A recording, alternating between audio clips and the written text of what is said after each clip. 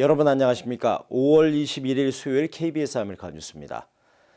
약물에 중독된 전문의가 미 전국적으로 자그마치 10만 명에 이르는 것으로 알려졌습니다.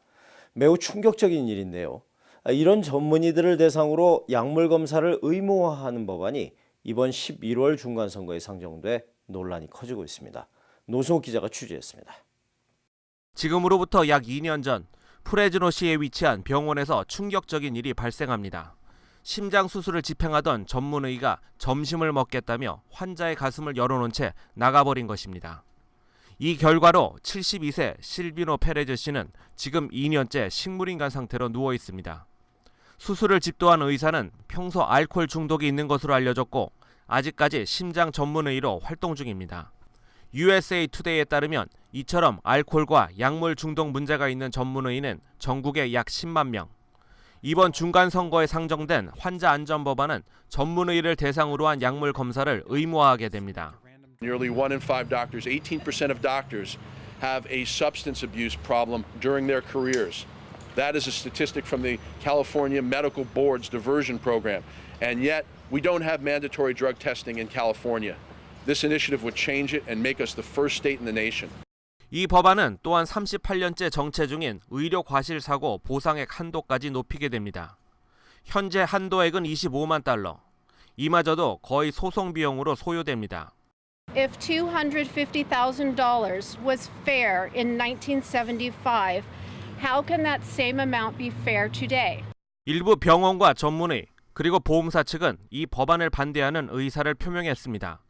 법안이 전체적인 의료 비용을 높여 의료 혜택의 기회를 오히려 줄인다는 것이 그 이유입니다. 현재 LA 카운티에서만 약 33만 명의 법안 지지자가 있는 것으로 나타났습니다. 하지만 반대 측도 막대한 자금력을 바탕으로 반대 캠페인을 벌일 예정이어서 오는 11월 중간선거까지 논란은 계속될 전망입니다. KBS 뉴스 노승욱입니다. 최근 뉴욕과 뉴저지 일원 지역사회에선 청소년 마약 근절을 위한 노력이 한창이라고 합니다. 심지어 영재학교에서도 마약이 확산되고 있다는데요. 공부만 잘한다고 약을 하지 않는 건 아니다라는 게 전문가들의 지적입니다. 김일강 통신원입니다. 지난 5월 초 뉴저지 새들리버 지역에선 충격적인 사건이 발생합니다. 한 마약 딜러가 자신의 10대 딸을 판매책으로 이용해 딸의 고교 동창들에게 마약을 제조해 팔아오다 급기야 딸의 친구를 살해하게 됩니다. 이 딜러가 약을 잘못 제조해 딸의 친구는 독성 물질이 함유된 약을 하다가 사망한 것입니다.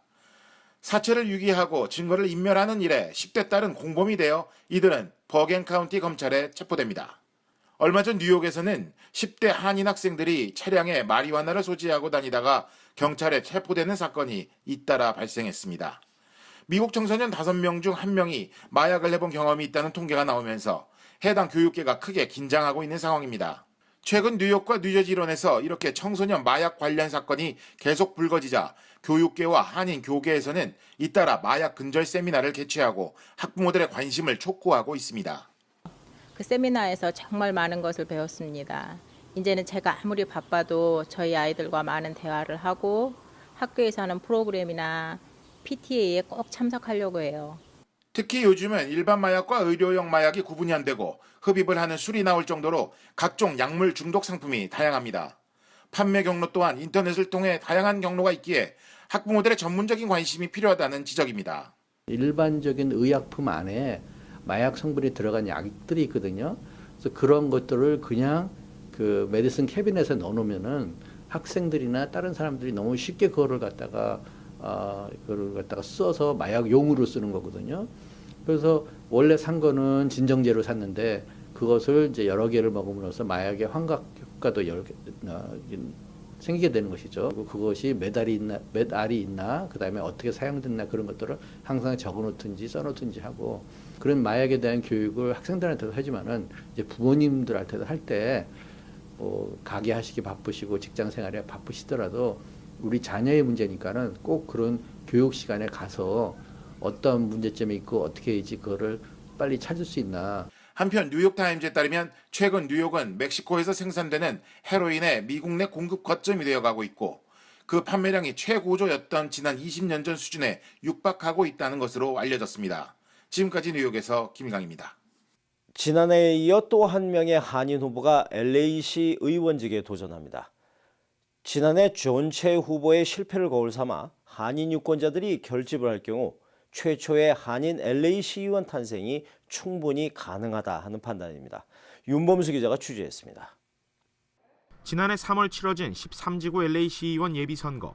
한인 후보 존 채는 무려 12명의 후보와 경쟁해 당당히 2위로 결선에 올랐습니다. 1위와 표차는 522표였습니다. 그리고 정확히 1년 전 오늘 존 채 후보는 12,485표를 얻어 13,940표의 오파렐 후보에게 아쉽게 패했습니다. 두 후보 간 표차는 1,455표에 불과했습니다. 당시 한인 투표율은 시 전체 평균으로 웃돌았습니다. 조금만 더 적극적인 한인 사회 선거 참여가 이뤄졌다면 충분히 역전도 가능했다는 분석입니다. 그러니까 거의 10명에서 2명만 투표했다는 거예요. 근데 놀래게 우리 한인분들, 원래 더 적게 하는 투표하는 분들이 거의 50% 나왔습니다. 이길 수 있었어요. 그러니까 거기서 우리가 배운 게, 그리고 다시 한번 한인 후보가 내년 LA 시의원직에 도전합니다. 4지구에 출마하는 데이빗 류 씨는 공식적인 선거 활동에 앞서 한인 유권자 등록과 투표 참여를 위한 운동을 먼저 시작합니다. 여름방학 기간 대학생과 일반인을 합쳐 모두 200명의 선거 자원봉사자를 모집하고 이를 통해 2천여 명의 신규 한인 유권자들을 등록한다는 계획입니다. Basically all the day-to-day campaign management, development, fundraising. And then we also have the community outreach, which would be pop-up stands, walking, basically, and anything like seminars. 웨스턴을 기준으로 한인타운 북쪽과 서쪽을 포함하고 있어 한인 유권자들이 많은 4지구는 현직 탐 라본지 시의원이 임기 만료로 공석이 되는 곳으로 현재 12명의 후보가 출마할 예정입니다.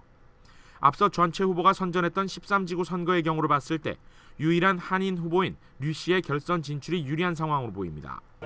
저는 한인들 위해서 열심히 일할 거고, 동양 사람들 위해서 열심히 일할 거고, 시민들 위해서. 사람들이 정치인을 도와주는 게 아니고 정치인이 사람들을 도와줘야 됩니다. LA시의 짝수지구 시의원 선거는 내년 3월 3일 치러지며 결선은 5월 19일입니다. 데이빗 류 씨는 한미연합회를 거쳐 이반 버크 전 카운티 슈퍼바이저 보좌관을 지냈고 여러 선거 캠프에서 핵심 참모로 일한 경력의 한인 2세 정치인으로 현재 카운티 소비자 보호 자문위원회 커미셔너를 맡고 있습니다. KBS 뉴스 윤범수입니다. LA 카운티 유권자들을 위한 조기 주말 투표가 이번 주부터 실시됩니다. LA 카운티 선거관리국은 예비선거를 위한 주말 투표소를 오는 24일부터 시작해 선거일 전까지 운영할 계획이라고 밝혔습니다. 선거 등록을 마친 유권자들은 선거관리국에 위치한 투표소를 직접 방문해 투표할 수 있으며 무소속 유권자들도 정당에 관계없이 투표할 수 있습니다. 전자상거래 사이트 이베이를 이용하는 분들 많으실 텐데요. 1억 명이 넘는 회원 정보가 해킹으로 유출돼 피해가 우려되고 있습니다. 이주환 기자의 보도입니다. 미국 내 최대 온라인 경매 사이트인 이베이는 자사 홈페이지를 통해 회원들의 아이디와 비밀번호, 생년월일과 주소, 전화번호 등 개인정보가 해킹으로 유출됐다고 밝혔습니다. 이에 따라 이베이는 홈페이지 보안을 업데이트 중이라며 절차가 마무리되는 대로 홈페이지 접속 비밀번호를 바꿔달라고 회원들에게 당부했습니다. 하지만 이베이 측은 신용카드 번호 등 고객의 금융거래 정보는 암호화돼 저장돼 있는 만큼 안전하다고 설명했습니다. 또 해킹에 따른 정보 유출로 인한 금융피해 등 2차 피해는 아직 접수되지 않았다고 덧붙였습니다. 이베이 측은 지난 2월 말에서 3월 초 사이 해커들이 일부 임직원의 정보를 빼내 회사 전산망에 접근한 것으로 추정했습니다. 이베이의 회원은 우리나라를 포함해 현재 1억 4,500여만 명에 이릅니다. 지난 2001년 이베이에 인수된 옥션 측은 미국에 본사를 둔 이베이와는 서버가 달라 고객 정보도 따로 관리되는 만큼 안전하다고 밝힌 것으로 전해졌습니다. KBS 뉴스 이주환입니다. 미국이 빈라덴 제거 작전에 백신 예방접종 프로젝트를 활용했다는 사실이 알려지면서 일부 이슬람권 국가에서 백신 접종을 거부하는 사례가 늘었는데요. 그 여파로 소아마비 환자가 급증하고 있다는 비판이 나오고 있습니다. 김성진 기자입니다.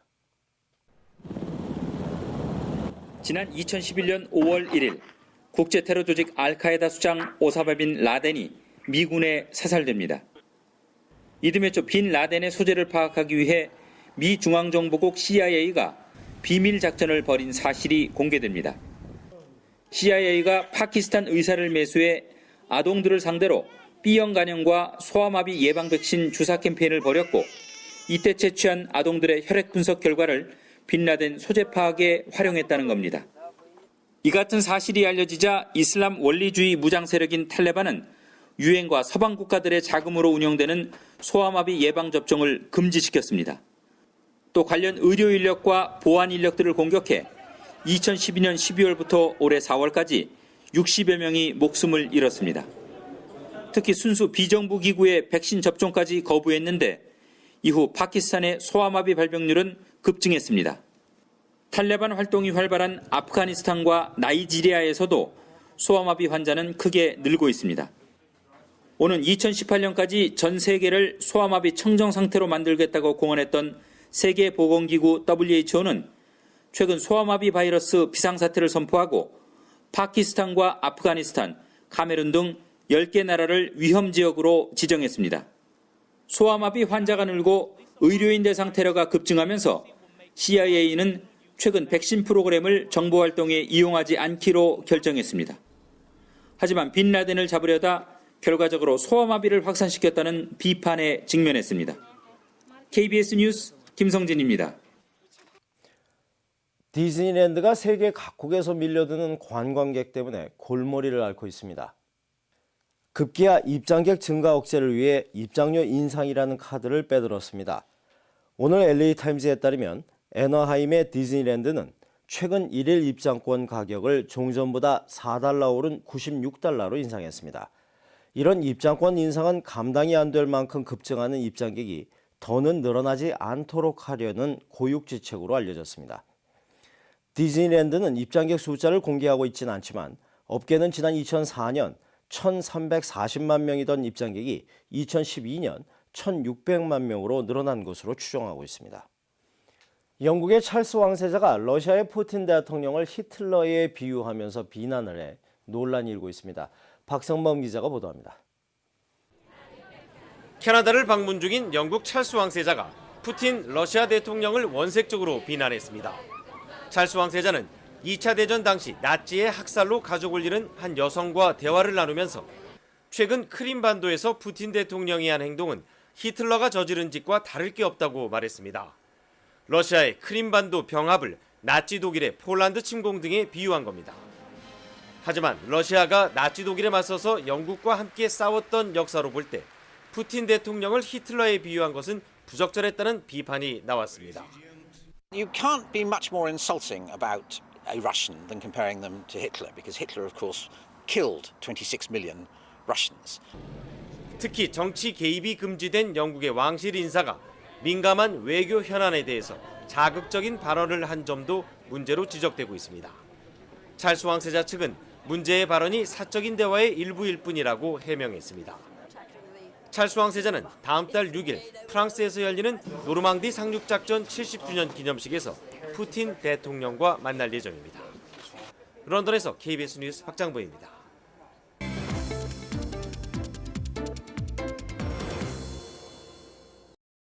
오늘 뉴욕 증시는 초저금리 기조를 유지한다는 소식에 상승세로 마감했습니다.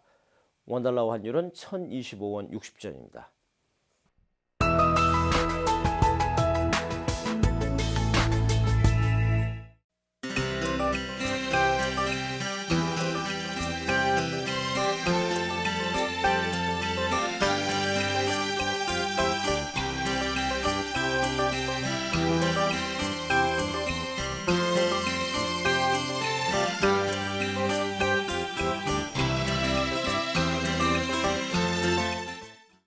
수요일 밤 KBS 아메리카 뉴스를 마칩니다. 시청해주신 여러분 고맙습니다.